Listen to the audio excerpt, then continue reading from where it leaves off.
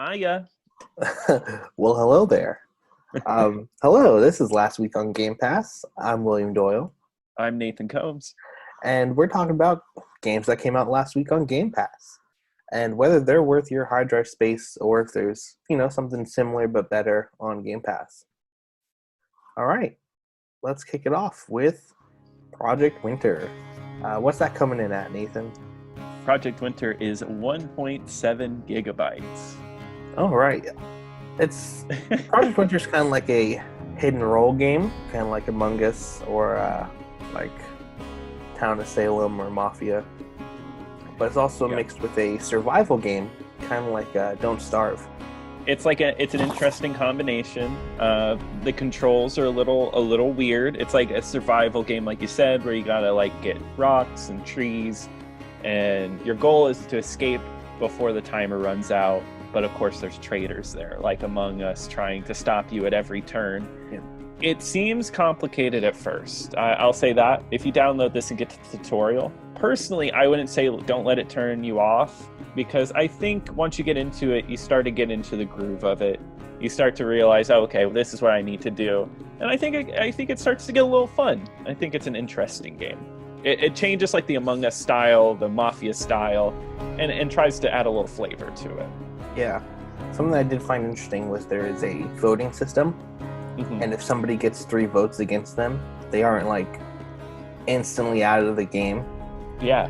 They're just not allowed to enter the cabin, which is where you craft items and and you need warmth, make food from there. So they're destined to just die. Yeah. So you kind of have to keep a watch on a traitor, I feel like.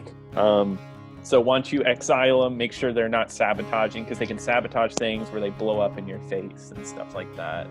Yeah, it changes that aspect. My biggest issue with this is, I guess it's just a part of the game, but you have to have 5 people. You have to have 5 people to start up a game. Yeah. Otherwise, you're playing with randoms. And personally, I don't think playing with randoms is that amazing. I mean, for some people, that's going to be good. I think that's personal preference for sure. But for me, I'd rather play with a group of people. Yeah, I'd rather play with a group of friends also. Yeah. Because I played a random game, and some little kid was like, "Oh, this guy's the traitor. This guy's pointing at me," and would just not stop attacking me. I was the traitor, but that's besides the point. I hadn't done anything yet. He just known. Yeah, he guessed right, but that's what it ended up. We had a random on our team, and we were kind of bullying him. And he was also the traitor. Exactly. It's just easy to do. So it's better when you have a group of friends that you can kind of have that discussion with, rather than some random. You have to have voice chat, otherwise this game does not work. It doesn't work. Yeah. So there's a lot riding on it, but let's say if you got 5 friends, all you got Game Pass, and if you got Xbox or PC, you should have Game Pass, especially if you're listening to this. Get together and play it. I think you'll have a good time. Just has that learning curve, that weird time where you have to settle in and figure out what to do. Yeah. It does start out as a lot. Yeah. Something I also don't like is that the games are 30 minutes long. Yeah, they're a little long. Was that the short rounds or the short version of the game? I think the short rounds are 20. 20? Okay, yeah, that's a little long. It's a little long, especially where Among Us is I don't know. I don't know. Yeah, I've never played Among Us, so. But they're a lot shorter. I've played it a few times, but much faster paced. They can end really quick because the game doesn't end once you find all the traitors. You still have to escape and survive. So, would you say it's worth 1.7 gigabytes? Yeah, I would say it's worth 1.7 gigabytes. Yeah, I mean, only with the prerequisite that you have a group of people to play with. Otherwise, I wouldn't really recommend it by yourself. There also isn't any game like you on Game Pass, so. No, exactly. So I couldn't compare it. If you need Among Us on your Xbox, this is probably the best bet to go for. Until Among Us comes out on your Xbox. Exactly. Soon. It's soon trademarked. Yeah. Right? Yeah, exactly. Yeah. Up next is Falconeer. Falconeer. Yeah, at 2.8 gigabytes. Falconeer. Oh, go ahead. Oh, this is one of the first Xbox Series X games, right? Yeah, this is like a launch title, Series X like upgrade. It does look nice. It's a game where you fly birds, kind of like Panzer Dragoon style deal. Your flight sim where you're on a bird, you're shooting things, attacking other planes, exploring. Looks nice. Oh, go ahead. I've never played Panzer Dragoon. Isn't that like on the rails? So Panzer Dragoon, the originals in like, well, most of them I should say, is on the rails, but there's an RPG on the Saturn that is more loose than that. Gotcha. Yeah. So I guess that's the one I would compare it to. Except this is open world, which is interesting. Yeah. This is like open world stages where you like fly from town to town. Mm-hmm. Got missions that you pick up. It's kind of boring, right? I wasn't a big fan of it. Personally, flight sims have to be really special for me to really get into, so there's like that barrier there. But even with that, I don't know. I wasn't really feeling it. It wasn't interesting enough to keep me wanting to beat it or play it anymore. Yeah, I don't know whether it was like when I played it, I was just like really tired. I was like kind of falling asleep playing it. Yeah. And I was like, okay, I don't want to play this anymore.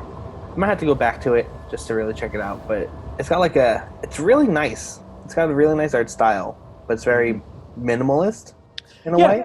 Yeah. Which is pretty cool. But when you're just flying over the sea and there's nothing, and then you lock onto a boat, it's like, come back later and I'll have a mission for you. Like, okay, I'm just trying to find a mission. Yeah. And it doesn't really do a good job explaining on what you should be doing. Yeah, which is like, I'm not big on meandering. Like, I need like some kind of quest marker, something to do. Yeah. Like, it's nice to look at, but also like I don't want to just do that. I'd like to do something else. Yeah, I'm kind of disappointed. I was actually really excited for this one because it was a launch title. It was coming to Gamepass, and yeah, I don't know. I wasn't for it. Yeah. And so at 2.8 gigs, I honestly, this might be the first one. I don't really recommend it. It is a low gigabyte, so if you like flight simmy type games, maybe try it. But personally, I just didn't think it was really that great. Yeah, I didn't enjoy it all that much. All right. Next up is Shadow of a Tale. This one's on PC, and you play as a little mouse dude, and it's like a little bit of a stealth game. Stealth light, I don't want to say RPG, but kind of like collectible stuff like Skyrim. I guess like apples. You collect like a bunch of apples. I don't know. Yeah, it was interesting. I wasn't expecting it. Like I picked up like apples and flowers, and they were like in my inventory. It was it's like a clash of like multiple styles because I mean it's purely a stealth game from what I played. You just hide. You got to get around people, kind of dealing with like home division and stuff like that. But it has like those little bit of RPG elements, side quests. It's a cool little game. I had never heard of it until it came on the Game Pass. I like the dialogue in it. Mm-hmm. I thought that was interesting and fun. And the world's like just full of like animals that can talk. Yeah. You play as a mouse. There's like a pirate frog that you talk to. And like they use words from their worlds. Yeah. I guess, and it gives you like footnotes of what that means. Yeah, and like, because like the mice, like I think at one point you can ask the frog, "Do you speak mouse?" or something like that. So they have like their different lingo. It's it's cute. It's charming. There's something about it. Yeah, and like I guess they have the words that sound like curse words, but then in the footnotes, like this isn't a curse word, right? Like I think the first thing the frog says is like, "Ferret's balls. What are you doing here?" Yeah. And like I was like, what did he just say that? In this kids game? I don't know if it's kids game. I don't know either. And like it's like ferrets are known for having extravagant wedding balls. It's like, okay. All right. Okay, wow. Or like he calls you a scrunt. Yeah. And it's like this word is too dirty to define. It's like, okay. Yeah, there we go. All right.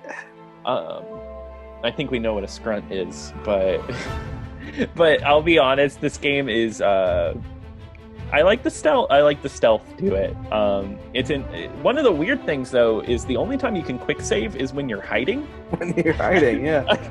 You can't just like save. You can't just be like, oh, I'm here to save now. It's like, oh, let me quick save while I'm hiding somewhere, which could be bad for you because you could just put yourself like in a pickle. I don't think you can hide if they can, like, if somebody's looking at you. Yeah. Oh, okay, gotcha. So only when you're safe you can do that. That's good. That's good. I wish I would have gotten further into it. I need to. It is a game I will go back to and play. I kept it installed on my PC. I'll probably check it out, see how the rest of it goes. Yeah. This one is 4.8 gigabytes.